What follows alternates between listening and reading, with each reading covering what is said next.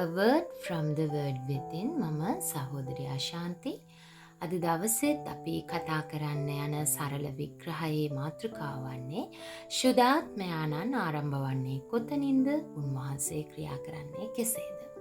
ඉතින් අපි ඉස්සලාම ශුද්ධ බයිබලයෙන් මේ සඳහා ආරම්භයක් ගන්න සූදානම් වෙනවා. මන්ද හැම විටම අපි පදනම් වෙන්නේ සත්‍යතාවය හෙවත් බයිබලයේ තුල නිසා. ඉතින් ඒක තෙසලෝනික 5:23 සඳහන් වෙනවා. ඔබගේ මුළු ආත්මයත් ප්‍රාණයත් ශරීරයත්. මෙතන අපිට අනුපිළිවෙලක් සඳහන් වෙනවා. ඒක අහම්බයක් නෙවෙයි දේවදරුවනි. දෙවියන් වහන්සේ විසින් සූදානම් කරනු ලැබූ පිළිවෙලක් අනුපිළිවෙලක් තමයි අපි මෙතන දකින්නේ. ඉතින් මිනිසයා පළමුව ආත්මය හැටියට අපි දක්වනවා.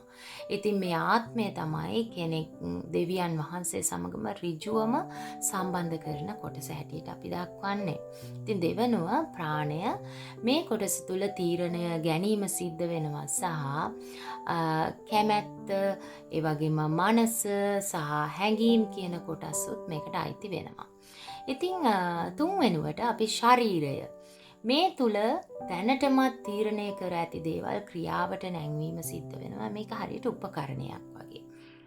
ඉතින් ශුද්ධාත්මයාණන් වහන්සේගේ ක්‍රියාකාරීත්වය ආරම්භ වෙන්නේ කොතනින්ද කියලා අපි සරල විග්‍රහයකට යනවා. යොහාන් පොතේ 3:6 වෙනි පදේ කියනවා ආත්මයෙන් උපන්දේ ආත්මයෙන් වේ. ඉතින් නැවත උත්පාදනය හෙවත් new birth නැවත සිදුවන උපත මේක සිදුවන්නේ ප්‍රාණය තුල නෙවෙයි. ඒක හැඟීම් තුලවත් ශරීරයේවත් එහෙම නැත්නම් වෙන තැනක ඒක සිද්ධ වෙන්නේ නැහැ. ඒක සිද්ධ වෙන්නේ මනුෂ්‍යයාගේ ආත්මය තුල. මන්ද දෙවියන් වහන්සේ ඍජුවම ආත්මය හා සම්බන්ධව තමයි ක්‍රියා කරන්නේ. ඉතින් ශුද්ධාත්මයාණන් වහන්සේ මනුෂ්‍යයාගේ ආත්මය තුල වාසය කිරීමට පැමිණෙන බව 1 කොරින්ති 6:17 ලියා තිබෙනවා මේ ආකාරයට. ස්වාමින් වහන්සේට එකතු වූ තැනැත්තා උන්වහන්සේ සමග එක ආත්මයක් වේ. එක ආත්මයක් වේ. ඉතින් මේක තමයි එකමුතුකමේ ස්ථානය. දෙවියන් වහන්සේගේ ක්‍රියාකාරීත්වය ආරම්භ වෙන ස්ථානය. ඉතින් ශුද්ධාත්මයාණන් වහන්සේ පිටත දෙසට ක්‍රියා කිරීමක් අපිට දකින්න පුළුවන්. මේ ස්ථානයේ සිට තමයි පිටතට උන්වහන්සේ ක්‍රියාත්මක වෙන්නේ. ඒ කියන්නේ උන්වහන්සේට ප්‍රාණය මග හැරෙන්නෙත් නැහැ. උන්වහන්සේගේ මිනිස්යාගේ කැමැත්ත බලහත්කාරයෙන් පාලනය කරන්නට යන්නෙත් නැහැ. ඒ වගේම උන්වහන්සේ ආලෝකය ගෙනෙන සහ ආත්මය තුල සත්‍ය එලිදරව් කරමින් වරද පිළිබඳව ඒත්තු ගැන්වීමක් කරනවා. එනම් කන්වික්ෂන් කියලා අපි ඉංග්‍රීසි භාෂාවෙන් හඳුන්වන දේ අප තුල සිද්ධ වෙන්නේ උන්වහන්සේගේ ක්‍රියාකාරීත්වය මත. ඉතින් ප්‍රේමවන්තනි යාකෝබ් පොතේ 4:7 වෙනි පදේ කියනවා දෙවියන් වහන්සේට යටත් වෙන්න කියන. ඒ කියන්නේ ඊගාවට මේ අපි ඉහතින් කතා කරපු කාරණයට පස්සේ ප්‍රාණය කියන කොටසට යම් වගකීමක් පැවරෙනවා. ඒක හැඟීමක් නෙමෙයි. ඒක ඇවිල්ලා කැමැත්තෙන් ගන්නව ලබන තීරණයක්. මේකේ අනුපිළිවෙල ගැන අපි කතා කරාම ඉස්සෙල්ලාම ශුද්ධාත්මයාණන් වහන්සේ මිනිස්යාගේ ආත්මය තුල කතා කරනවා. ඊළඟට ප්‍රාණය ඊට ප්‍රතිචාර වශයෙන් තීරණ ගැනීමක් කරනවා. තුන්වෙනියට ශරීරය එම තීරණය ක්‍රියාත්මක කරනවා හරියට උපකරණයක් වගේ.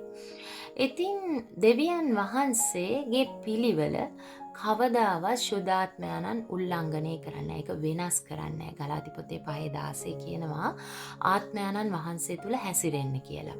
ආත්මයාණන් වහන්සේ තුල හැසිරීම නිෂ්ක්‍රීය දෙයක් නෙමෙයි. ඒක පියවරෙන් පියවර ඉදිරියට යාමක්. ඒ වගේම තීරණයකින් තවත් තීරණයට යන ජීවිත රටාවක්.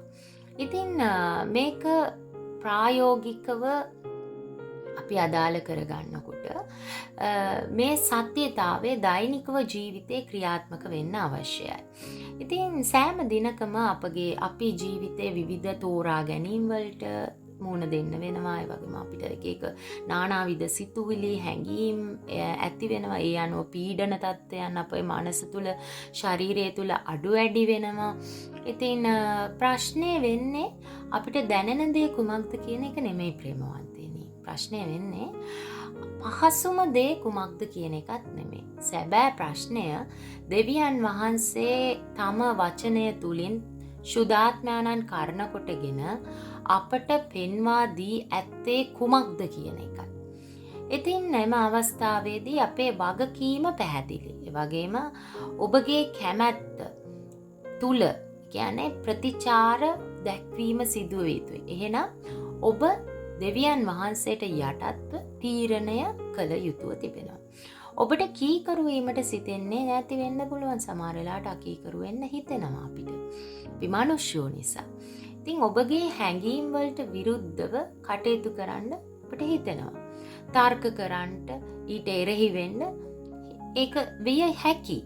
නමුත් කීකරුකම ආරම්භ වන්නේ හැඟීමකින් නෙමෙයි. ඒ ආරම්භ වන්නේ තීරණයකින්. මේක අපි හොඳින් වටහා ගන්න ඕන.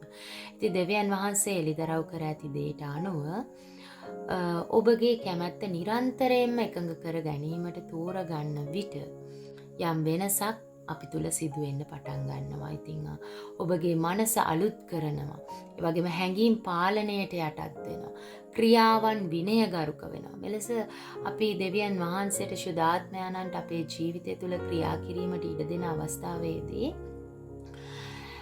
අපි පිළිවෙලට ස්ථාපිත වූ මිනිසෙක් හැටියට දෙවියන් වහන්සේගේ පාලනයට යටත් වෙනවා. ඉතින් එතෙන් සිට ස්ථාවරත්වය ආරම්භ වෙනවා. වගේම ආත්මික අධිකාරී වර්ධනය අපගේ ජීවිතයේ සිද්ධ වෙනවා. ඉතින් ප්‍රේමවන්තයනි, එමෙන්න තමයි එතනින්ම ක්‍රිස්තියානි ජීවිතයේ බලවත් හා ඵලදායී ලෙස ක්‍රියාත්මක වෙන්න පටන් ගන්නවා. ඉතින් සිතන්න දෙවියන් වහන්සේට ලං වෙන්න.